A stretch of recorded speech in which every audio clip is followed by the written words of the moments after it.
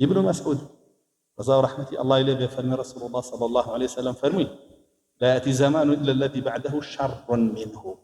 هیچ سردمێنایە إلا ئەوەی دوای خۆی خراپترە لە خۆی. جاء ابن مسعود شرحيك فرمي لا أقول عام أخضب من عام ولا أمير أحسن من أمير بەڵێن بەسمەوە نییە بڵێم وەڵا ساڵێک بەروبووم و ڕزق و ڕۆزی زۆرترە لە ساڵێکی تر یا کەمترە بێتەوە نام بەسمەوە نییە کە ئەڵێ زەمان هەتا بێ خراپە بێ مەبەستی ئەوە نییە پارە نامێنێ سەرۆت سامان نامێنێ دنیا نامێن نا فەرمێ بەستیشمەوە نییە کە کار بەدەستێک خراپترە لەوەی تر کار بەدەستێکی تر خراپترە لەوەی ترە فەرمێن نا بذهاب فقهائكم وعلمائكم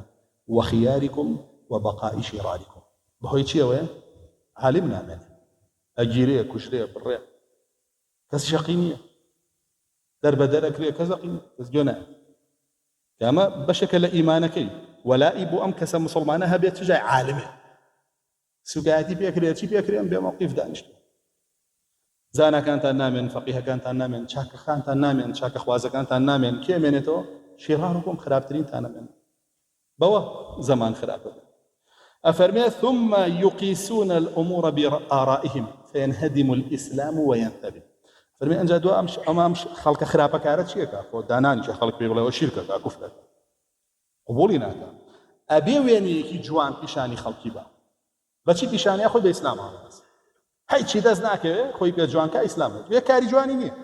دز بیا و گوجا داون بیش هر چیزی عادی نه شاء الله با توزیع خم جوان کم بچی به اسلام خلاص با جاء فرمي دسكا بقسك الدن لدينشا اشتكان بعقلي خوي بقياسا ليك داتو واز ده قرآن يعني واز ده حديث يعني تو الله أمام صالح مرسلين مصلحة عامة مصلحة عامة الله جل جلاله القرآن بقوم رأينا إن تطع أكثر من في الأرض يضلوك عن سبيل الله قال زور بي خلقي لسر زبيد واي زوري نكبي قوم رأي لريح أقلعي أقر وابلي بيغنبلان لقيامتها هيانا دي كسي لقلني هم أمتك كافر وفي هي يكس هي دوكس هي سيكس رسول الله صلى الله عليه وسلم وافر مصلحة عامة أن زين لقل عام ما كفر شركهم رجيان وسانهم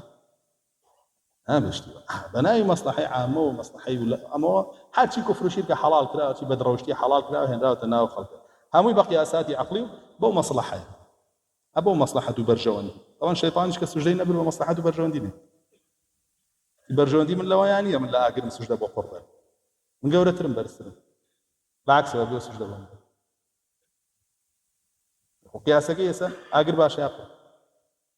لم سرمايا تو شرايك يا بباش زوبايك يا بباش ده مش تخول الله مال هي قياسي كعقلية قياسي عقلي لبران بردينا نابي بكذا إلا دين راس قياسي عقلي غلط إلا دين راس قياسي عقلي غلط ونابي بقياسات شد حلالتي وحرامتي أفرمي بهوي أو إسلام نابي رخي لنا وخرج أو دينية كأوان بيان دارشون أو خرابترين كسانة بقياسات عقلي ألو سردما يا رسول الله صلى الله عليه وسلم أما جيدا كما بيت شيكين وكي أهل حق لو سردما بدأ الإسلام غريبا وسيعود غريبا فطوبى للغرباء قيل من هم قال الذين يصلحون إذا فسد الناس إسلام بغريبي هذا فرمي وغريبي جدته باشا شون غريبة بيته كما بدأ وكو شون لما كان غريب بو وايلي لشارك أو غريبة بيته يك شارمي لسر كفر شان كسر سليمان خدي مكة وايليته